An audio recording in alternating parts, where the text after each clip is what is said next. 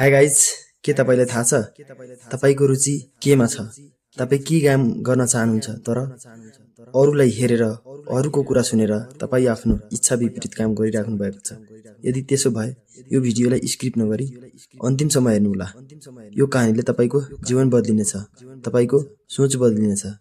आउनु सुरु गरौँ। एकजना हिरा नाम गरेको केटा थियो। बाल्यकालदेखि उसको रुचि चित्रकलामा थियो। उसले धेरै राम्रो चित्रहरू बनाउँथे, त्यसलाई कलर गरेर अझ आकर्षक बनाउँथे। तर उसको साथीहरू चाहिँ डाक्टर, इन्जिनियर पढिरहेका थिए।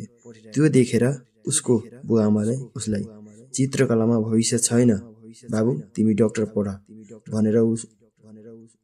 भनेर उसको कलेजमा एडमिसन गराए।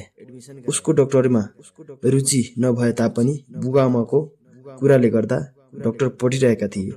एक दिन कलेजमा चित्रकला प्रतियोगिता भयो। हिराको रुचि सुरुदेखि नै चित्रकलामा भएकोले गर्दा उनी भित्र आत्मादेखि नै चित्र बनाएर कलर गरेर बुझाए। प्रतियोगिताको रिजल्ट आउँदा ऊ फर्स्ट भएको थियो।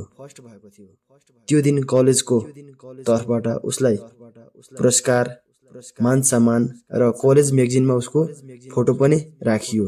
हिराले त्यो दिन आफूमाथि विश्वास गरेर हिम्मत गरेर त्यो सबै कुरा गएर बुवाआमालाई सुनाए।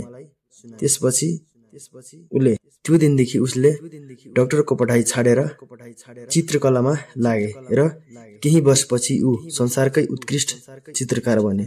त्यसकारण साथीहरू, तपाईको रुचि, तपाईको इच्छा, जुन काम गर्न मन गर्छ तपाई त्यही काम गर्नुस्। अरूलाई हेरेर अरूको कुरामा लागेर अरू जुन काम गरिछ त्यो कामतिर नलाग्नु। तपाईको ट्यालेन्ट केमा छ, तपाईको खुबी केमा छ त्यही काम गर्नुस्। त्यसमा नै सफलता छ। अरूको हेरेर गरे भने त्यसमा सफलता नपनि हुन सक्छ। र तपाईको आफ्नो ट्यालेन्टमा भित्री आत्मादेखि आफ्नो इच्छाले गर्नुभयो भने त्यसमा अवश्य नै सफलता पाउनुहुन्छ। आशा गर्दछु यो भिडियो तपाईहरुलाई मन पराउनु भएको होला। च्यानललाई सब्स्क्राइब गरी भिडियोलाई लाइक गरिदिनु होला। धन्यवाद।